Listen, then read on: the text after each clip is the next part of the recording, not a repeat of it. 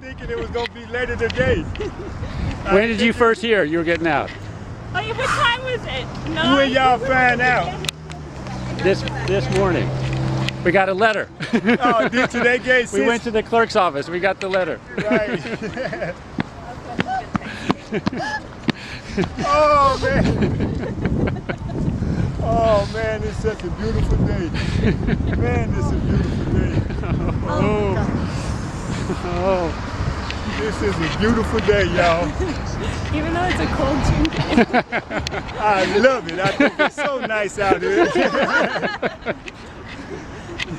JJ, you hop around. I'm not going anywhere. She changed her place. Really? Oh, it's great. Man, it's such a lovely day, y'all. Feel good, don't it? Really good. Okay, then. Good morning, everybody. I want to start out saying that, I mean, when y'all look at that short video, you see that every time I see it, I obviously have a, kind of emotional response to it. But the one thing that I'm always reminded about too is that we hear this old saying about a picture's worth 1,000 words.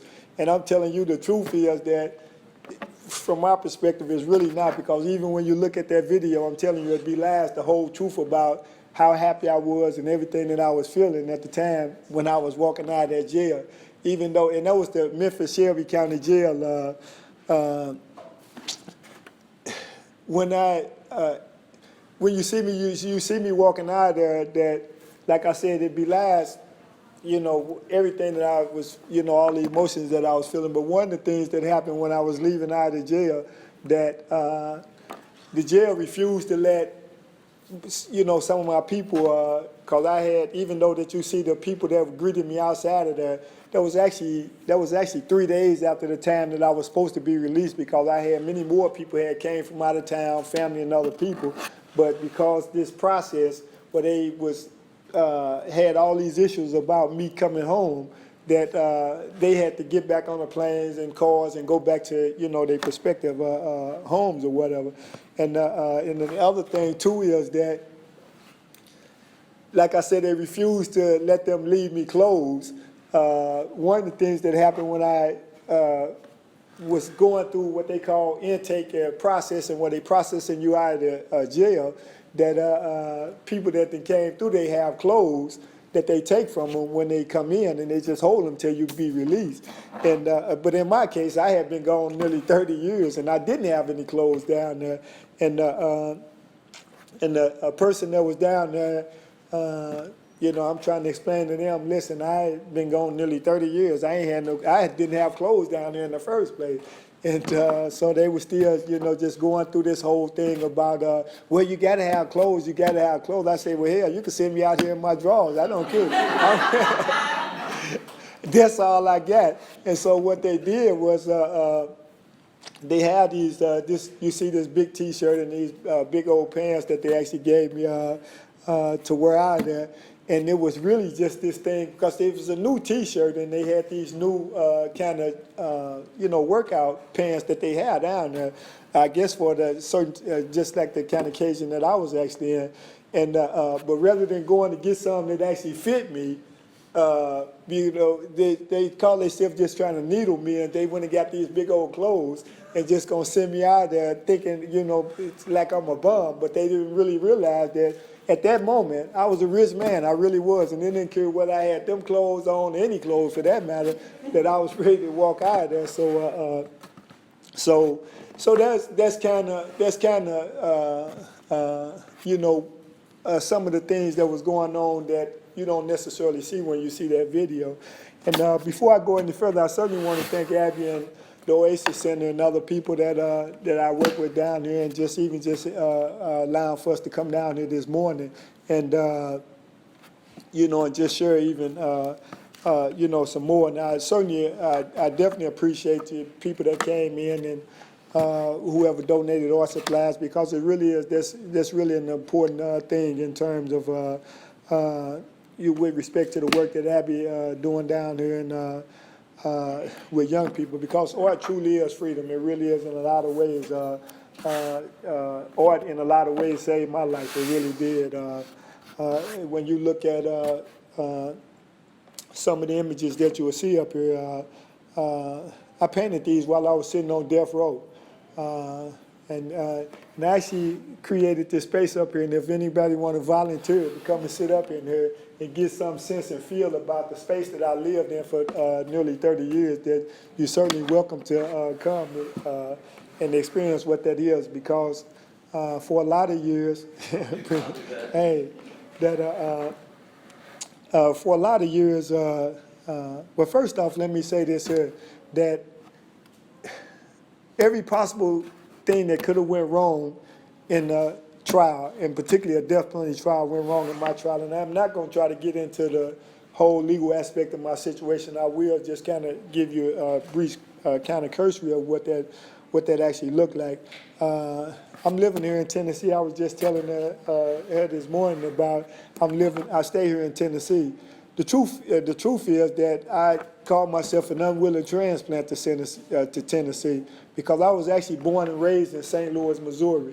And I had never been in the state of Tennessee until I was actually brought down here in handcuffs and put on trial for a crime that happened in Memphis in 1983. A crime happened in Memphis, a robbery murder happened. And some of the people that was involved in the crime was linked to St. Louis. And somehow, because I had a criminal record, that I ended up being, I got looped into it some kind of way, this dragnet, and I ended up being the person that ended up being ultimately convicted and sentenced to death for it. The crime happened in 1983, October the 2nd of 1983, where a person was killed in a grocery store during a grocery store robbery. And I was put on trial for it 2 years later, a little over 2 years later. I was actually put on trial for it. Like I say, everything that possibly could have went wrong in a death penalty trial, or any trial for that matter, but particularly a death penalty trial, went wrong in my trial. The prosecutors and police, they fabricated evidence. They withheld evidence of my innocence.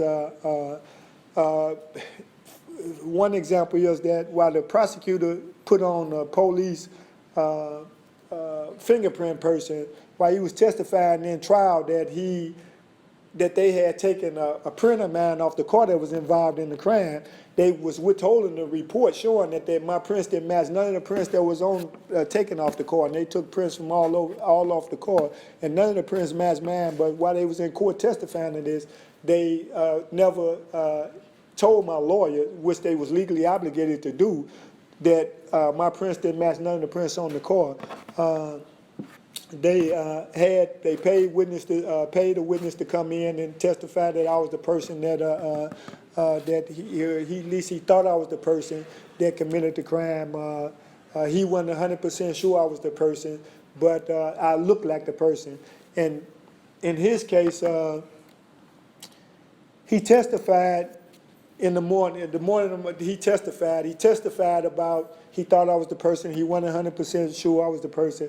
And later on, after he left the witness stand, my attorneys was finally able to get the statement that he gave to the police just minutes after the crime. And based on that, we called him back later that afternoon. And what he told the jury at that point under cross-examination that the police showed him several pictures of nobody but me and told him that I was the person that committed the crime, and that was the only reason that he was basically identifying me as the person. And you would think that this would be enough for a jury to say, there's reasonable doubt. If you got all, and by the way, it was another witness came in that they tried to get to do the same thing, but when he came and testified, he said I wasn't the person. But we later found out, years later, that they had did the same thing to him, and they thought he was going to come in there and say exactly what they wanted him to say, but he didn't. And so, like I said, you would think that this would be enough for a jury to say, there's reasonable doubt whether that I'm the person that actually committed the crime, especially when you're talking about life and death and what I was actually faced at the time. And so, but it wasn't. I was this young black male at the time being tried by an all-white jury in Memphis. I don't know what you guys know about Memphis, but even back in 1985, Memphis was, majority black city. But I was put on trial and as a young black male being accused of killing this prominent white person in the community and before an all-white jury. So. And the prosecutors did everything that they possibly could to manipulate the system where that actually ended up happening in the way that it actually did, along with, like I said, all other evidence that they fabricated and falsified and lied about to make me guilty of the crime. And so, like I said, I could fill a space with paperwork the size of the cell that I was in terms of what happened over a period of 28 years in terms of the legal process. So I'm not going to try to even, get into that no more than I actually did. I just want you to have some understanding about how I ended up sitting on death row for 20 years. The thing for me that I think that, I don't know, one of the worst possible things that can happen to a prisoner is while you're sitting in prison, that you have the people come and tell you that, hey, listen, you need to call home, because if the chaplain or the officer, one of the guards or somebody come and tell you, hey, listen, we got to come and take you so you could call home, then you know something bad that happened at home, because that's the only time that they really come and get you. And in my case, 2 years after I was in prison, the worst possible thing happened to me. My mother was actually killed in a car accident. And so, and prior to that, I was really angry about what had happened to me. I mean, I was sitting on death row for a crime man committed. I'm sitting in prison. And so, I mean, I was already just kind of low, and I was really angry about what had happened to me. But the thing that happened for me was that one of the last time I seen my mother, the last time I actually seen her, that, as she was going out of the visiting room, I jokingly said to her, as she was going out, I was hugging her. I jokingly said that, oh, girl, I wouldn't know what to do if I ain't have you in my life. And it was really true, because I'm telling you that my mother was with me. If the world was against me, my mother was with me. I knew if I ain't have nobody else in the world, I had my mother. And so, so I jokingly said that to her as she was going out, and she looked back in the same light and said, oh, yeah, you're going to know exactly what to do when the time comes, right?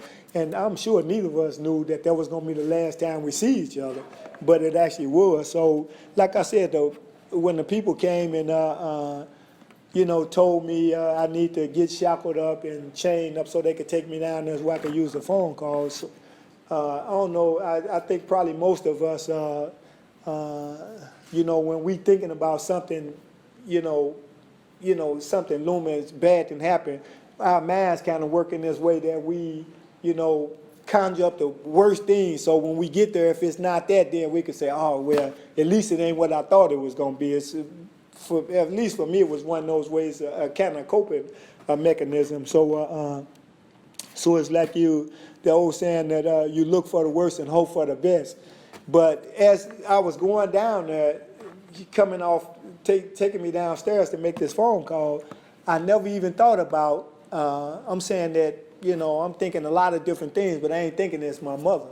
But when I get down there, I get on the phone, and my sister tell me, what had happened. And at that point, I'm telling y'all that I was truly a broken man. Like I said, I was already, kind of low in life sitting where I was sitting, but that laid me flat on the ground. I'm telling you, for 3 days straight, if my eyes was open, I was crying. If I wasn't crying, I was asleep. I wasn't eating, I was sleeping and crying. So, but on the third day, I'm laying down asleep, and this is a true story. I'm laying down asleep, trying to, just escape this pain. And my mother came to me as clear as we sitting there, and the only thing she said was, get up. And when she said that, I jumped straight up out of the bunk, because I'm thinking, hell, this nightmare is actually over. That's how it really was. But I woke up to the same thing. And but it was at that moment, it was at that moment that I began to, I knew that when she said that to me, like I said, it was almost like a revelation. I jumped straight up, and from that day, I'm talking about, I never laid back down like I was. I certainly cried some more, but I certainly didn't lay back down like I was for those 3 days. And but it was that process, that fire that I had to go through then, that I began to, put these pieces back together, and there were certainly those words. There were certainly those words that she said to me the last time I seen about I'm gonna know exactly what to do. Even in death, she was still kind of making me strong. But and there certainly wasn't no. I mean, it didn't happen overnight. There was this process. But like I said, what I began to do is just try to put these pieces back together. And it was in a space, even though I created this space, it's actually smaller than the space that I was actually in, because at the time I was in a cell, I'm telling you, no wide, I could only stretch my arms out this wide in the cell. And it was probably about as long as that space, but it had a 6-foot bunk in there, and in the corner it had like a little sink, and it had a toilet. And it was in that space, that I began to find freedom, because at the time I was sitting in there, had to sit in there 23 hours of the day. And for those 23 hours of the day, and I was one of them people that at the time, and for the first 10 years that I was in prison, I chose not to have a TV in my cell, because I knew if I had a TV in my cell that I could easily, cut it on and get lost in this mindless hours of TV, trying to escape this reality that I was actually living. And so I chose not to have a TV, and but it was in that small space, when you talk about freedom, that, I mean, when you think about this small space, and what I did come to realize is that it's people literally outside of prison, that's in worse prison than certainly I was sitting in that small cell, because the thing that I was able to do is, like I said, begin to pick myself up and look forward. One of the things that happened when you look at this artwork, that I taught myself how to paint while I was sitting on death row, and I actually kind of stumbled into art. That's why I'm telling you, art is really important, and the people that's in charge, they know it too, because every time they talk about cutting the school budget, the arts is one of the first things that they cut, because they know the importance of it. It's true that but what happened for me, I had no interest in art. I had no interest in art even as a child. I'm sure I must have, doodled in school and, like that. But other than that, I really didn't have no interest in art. But it was a guy, prior to my mother being killed, it was a guy on death row with me. And he was an artist. And I wanted him to do a portrait of me, because I wanted to send it to my mother. And he did it. And in prison, I mean, if you commission or ask somebody to do something, then you got to pay him. But when he finished the portrait, or I say portrait, when he finished the portrait, it didn't look nothing like me, nothing. So nothing like me. But I was still, I still had to pay him, because, like I say, to avoid any, just misunderstanding. So I paid him anyway. But it ended up, like I said, the thing happened before I can actually get it to her, and I probably wouldn't have sent it to her anyway. But it was then, when I was sitting in this small space, that I'm saying, hell, I could have did a better job myself and kept my money. And so, because I'm sitting up, like I said, in a small space, and I had it sitting back on the toilet, because that's the only place I could sit it at the time, where I can just kind of stand back and look at it. And every time I look at it, I'm thinking, man, I must be a sucker that that I had to end up, having this. But it was in that, there was all this thing that was going on at the time that I realized and understood that the only thing that was stopping me from doing that, doing it myself, was myself. And so I started, just drawing and eventually got to a point where I felt like that I wanted to just do a little more in terms of putting color to the stuff that I was painting. I don't know if you guys can see this this particular these two Maasai young boys that I did them in this kind of pit of fire. Excuse me, to kind of symbolize,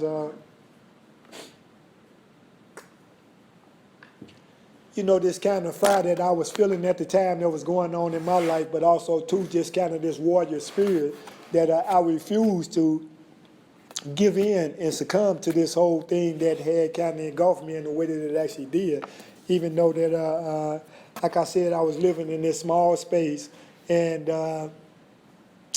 every time I came out of the cell that I was chained up and shackled like some imaginary monster to, at some point, it would take them nearly 15 minutes or more, depending on who was doing it, to chain and shackle me, to take me from this cell to maybe 10 feet past this door right here to put me in the shower for 5 or 10 minutes. And it would take another 15 or 20 minutes to bring me back. So this was all part of this this thing that was going on, where this whole process was trying to dehumanize me in this way, where I guess the system would have felt justified in doing what they had intended to do to me for something that I didn't do. And so, but through my artwork, like I said, I began to paint what I wanted to see. And everything that you see that I mean, the stuff that I painted in, I guess, Abby, you could switch them slides, that I actually painted this after the 92 riots. I painted that, it's basically, I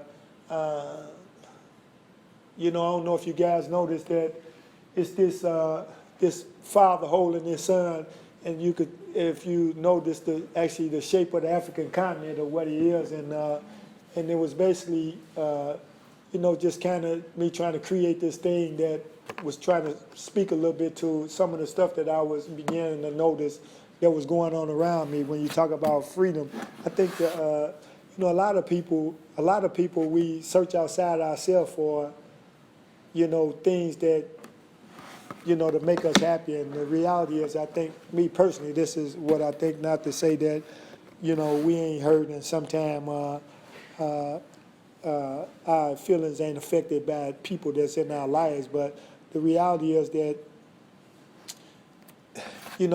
happiness, it comes from within us. Even though that I was one of the people while I was sitting in prison, and it developed over time. The officers, I had several officers and other guys that were around me at the time. They would ask me why I was always smiling, and I would be able to tell them that, the reality is that, even though that I'm here, I certainly don't want to be where I was, but that I didn't let my being in this physical place, define, how I was going to be, whether I was going to be happy, sad, or whatever the case is.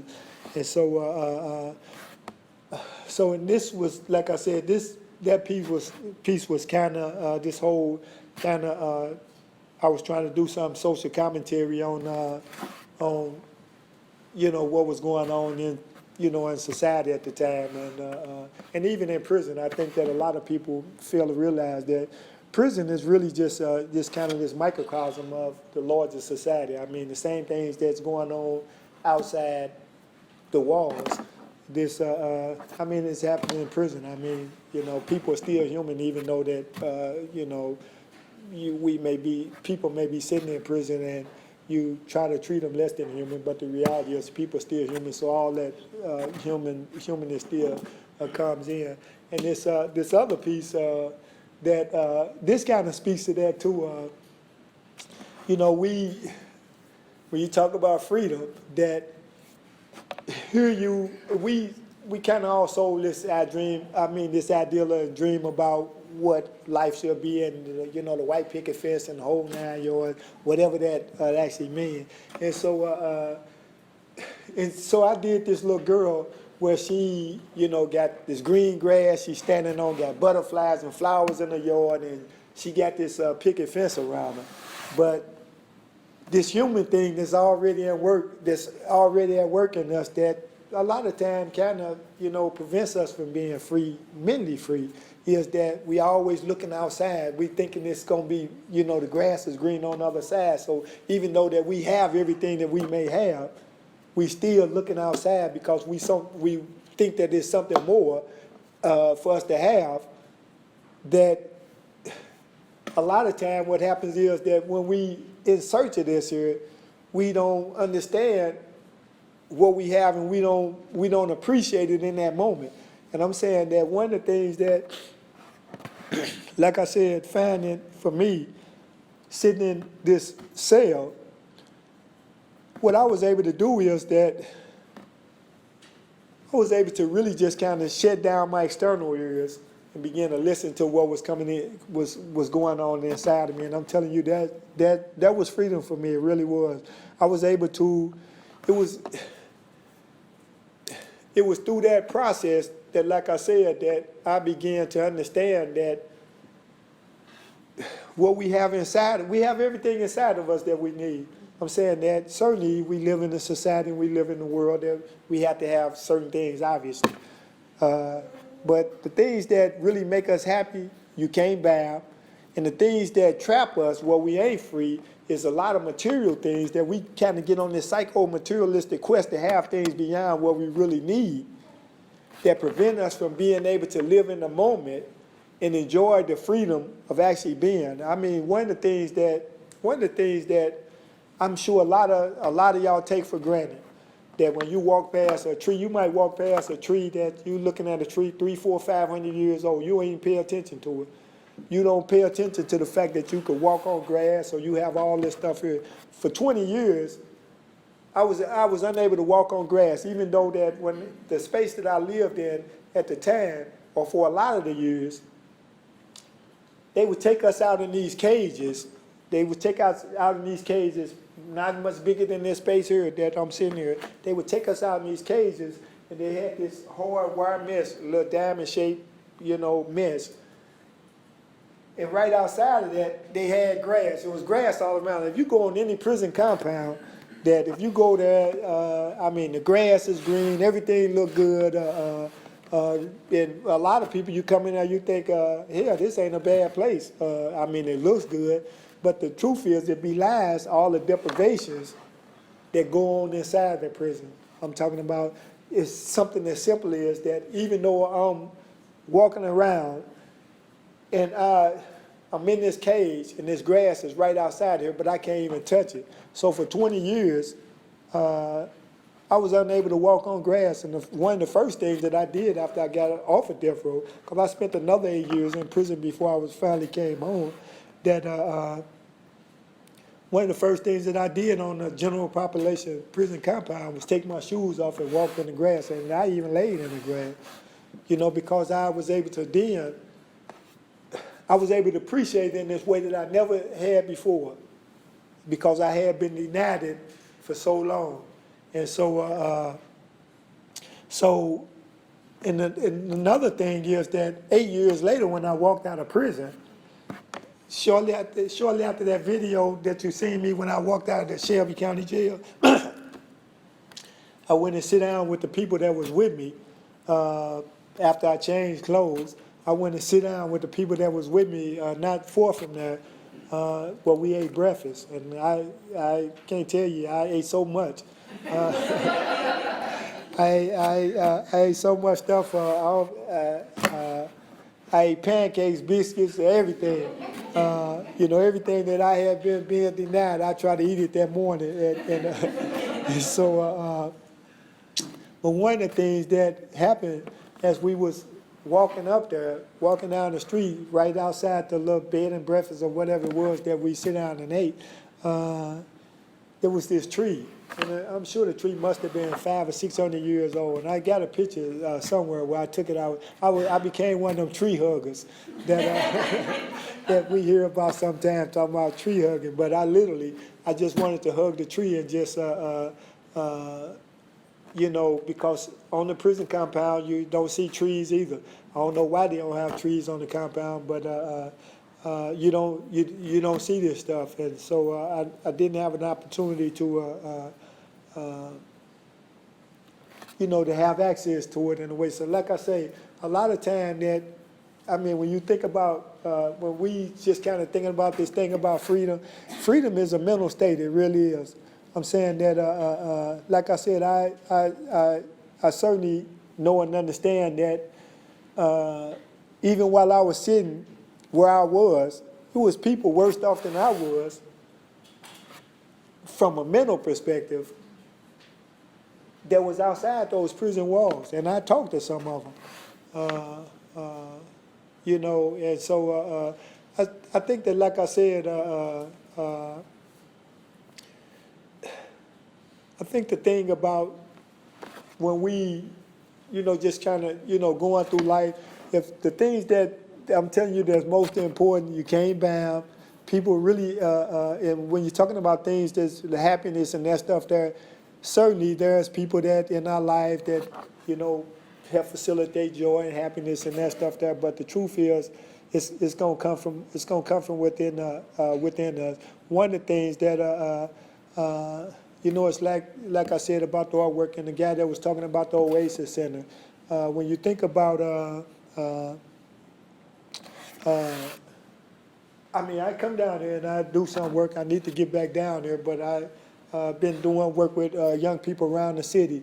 And the gift of giving is a form of happiness that I think that a lot of people don't realize. And when you talk about some of the issues that when it's dealing with children and people that we can actually make a difference in their lives, that I think it's imperative that we do. I think that when you're talking about happiness and freedom, once you find that, I think that we have a responsibility. It's like knowledge. Knowledge makes us responsible. Once you know something, you don't have no excuse. I think that we can always walk around and, we can walk around and, be so wrapped up in our thing and fail to realize, the difference that we can make with people right next to us. Because I think that, like I said, one of the things that's been certainly, that gave me so much joy, even as I physically be out here, is the work that I've been doing with young people. Because I think that it's important to know that one of the things that I experienced while I was sitting there nearly 30 years in prison is that I seen the proliferation of the prison system. You got Corrections Corporation of America is the largest private prison property company in the world, and they headquartered right here in Nashville. A lot of people don't know that, and but they sit up and they project their future profits on kids in the 2nd and the 3rd grade right now. When we in here, I'm sure some of them sitting up in boardrooms trying to figure out ways to loop 2nd and 3rd graders into the system 8 or 10 years out, because this is how they project their future earnings. And I think that once we realize and understand that, like I said, knowledge makes us responsible. And so one of the things that I've been doing when you talk about freedom is not only enjoying my own, but trying to prevent other people from ending up in the same situation that I did, whether guilty or innocent, even though that I sit there for a crime that I ain't commit. And there's certainly, people in prison that owe their debt to society based on some of the acts that they committed. But I think that what we should also too realize in that is that because prison is such a big business, a lot of acts that you see young people or anybody for that matter committing that may lead them down the wrong road, a lot of time it's not because they necessarily want to be doing that, but if you feel like you've been squeezed and kind of in this sea of everything, you're being squeezed in this corner. like I said, and see everything in society telling us we should have this, you need this, and you got to have all these things to, kind of make you happy and be to enjoy this American dream that we have to, we just have to make sure that people also too understand that, if you ain't preparing yourself to, kind of move through life without, pushing and, just kind of forcing your way, in this crowd, that you can easily end up in this system that's operating around us that want you to be over here doing something that you don't have no business doing. And so like I say, that's some of the stuff that I've been doing. I work for the Children's Defense Fund. I don't know how many of you guys are familiar with that organization, but all the work that we've been doing has been centered around this whole issue of mass incarceration. And just like the Oasis Center, we're always looking for good people to get involved, to hopefully try to make a difference in other people's lives, because I can assure you that wherever we kind of mire down in the mud of our own life, that there's somebody right outside of that, that little circle that we live in that's in worse shape than we is, and we can make a difference in their life